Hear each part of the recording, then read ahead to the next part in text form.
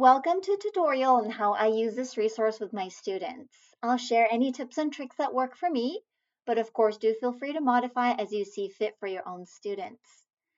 This is a very functional activity because the setup is that the students will take a friend to the office and report on their troubles to get them some help. This is quite relatable because it actually happens at school and younger students are usually very excited about helping a friend. And by doing so, they'll get to practice retelling an event in 3 steps using backward chaining. So I will show this to you later.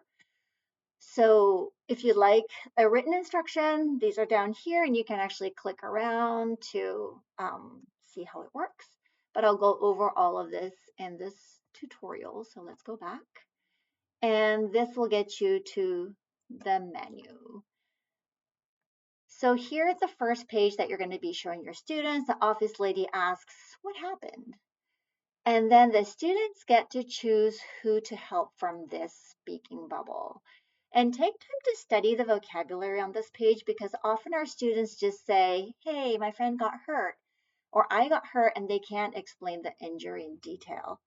So here in the context of helping, they really actually get to practice self-help skills for times that they get hurt or they get in trouble. Okay. So you can say something like, has this happened to you? Or have you seen anything like this? For example, like swollen ear or like swollen and bruised finger. So activate some prior knowledge by asking them how familiar they are with these, and that'll help them get engaged as well. Okay. So let's say just pick the first one. Click here, and this student brought another child to the office. And first, they're expected to explain the problem. So this is how the backward chaining works. So what is the problem? So my friend got a scratch on the side of the face. Not just my friend got hurt, but they're going to get specific. Scratch on the face. And then the office lady is likely going to ask, so what happened? And then you click on the next one. Oh, he fell and he scratched the side of his face. Okay, but how did it happen?